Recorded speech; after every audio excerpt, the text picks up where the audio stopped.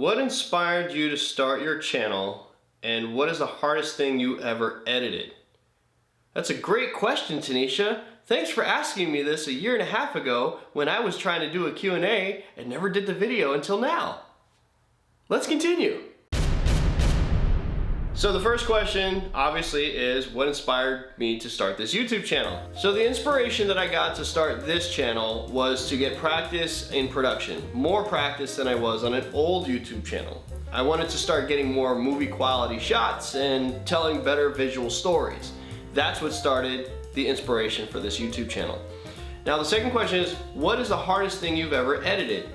The hardest thing I ever edited was the first video that inspired this YouTube channel as well, which was the Japanese festival. The Japanese festival, the first event vlog that I ever attempted, was the most nightmarish thing I could ever imagine. It was the most painful video that I had ever edited. So much so that when I was editing that video, about a week and a half into it, of non-stop trying to edit it after work every day, I gave up. I gave up, said I'm not doing this, I've had it. You know, obviously I'm not cut out for this kind of stuff. Maybe I should give up. I literally thought that for a moment. And then I said to myself, that is exactly why I got into this in the first place, was to not give up and to keep pushing forward. So about 3 weeks later, I started editing that video again, pushed through it, started making something a lot better. I actually had to scrap that project like twice and then got back into it. And it became something that was worth watching. People actually enjoyed it, and it inspired me to continue from there, which also leads to this channel. So Elizabeth asks, why did you start doing YouTube and what is your goal for the channel?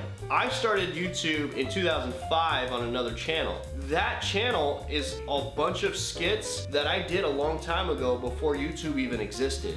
I just needed a place to put those videos to share with more people, and YouTube became the new thing online that gave me the opportunity to do that. So that's why I started YouTube to begin with. Now the goal for this channel, this new channel, if you were to ask me this question when I first started the channel, the answer would be, I started this channel to get better at production, and then one day someone big and huge is gonna say, man, this guy's amazing at what he does, I wanna hire him to do this amazing project, or have him a part of it. Like, really the goal for this YouTube channel was to get myself noticed by much bigger production people or bigger YouTubers, so that way I can collaborate and do much bigger productions in general. So the next question is from Mia, and she asks, what are you doing to work on your ultimate goal? The answer to that would be right now, you seeing this. My YouTube channel is part of my ultimate goal, and it is to create content that people can watch and just be captivated by it in a way that helps them through life, I should suppose. I don't know how to explain that. I don't have like this perfect end goal finish line part. Like, there's no finish line to this. It's like I'm in this for life, and I'm along for this journey to see how big and how far this thing is gonna get. And I honestly could not tell you, except I do know that no matter how hard this gets, I'm gonna continue pushing forward because I've already decided that I'm in this for life. So that's probably the best way I can explain and answer that question. Mia, you also asked, have you thought about doing a video for a song you love? Absolutely, like all the time. I'm obsessed with making music videos. I love doing music videos. Believe this or not, guys, I'm not kidding. I used to edit videos with a VCR, a television, a stereo, and a video game system because I was obsessed with it. I don't know why, but I just had this. Every time I hear a song or some kind of music, I want to create a visual story for it. And it drives me crazy sometimes when I can't do it, so that's why I love doing what I do now, especially. So Rianne asks, how do you go about arranging the sequence of shots? Is it something you kind of know before you go into it? Yes and no. Yes, I kind of know what I want to film, but I don't know how I'm going to film it until I get there. So like, when I do a vlog, for example, no, most of it's all improvised. If I'm doing a film or like a short film, then yes, I kind of already have it visualized in my head as to what type of scenery. Is it bright outside? Is it dark?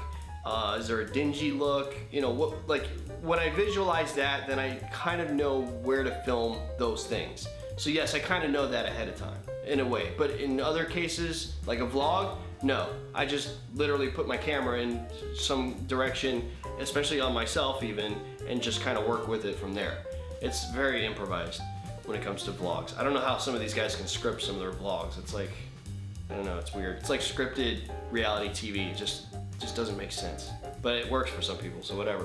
So Rianne also asks, how do you pick your music? The way I pick my music is based on what I've already filmed. So what I do is I like set my project up, right? When I'm about to start editing my video, and then I'll go to my library of music that I downloaded from YouTube, because they have like all this free music that you can use.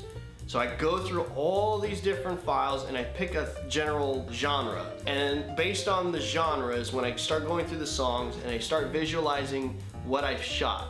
And as I'm listening to the song, I start to see if whether or not it has that right flow, and then I go from there. Rianne also asks, do you leave your camera unattended for time-lapse / exposure shots?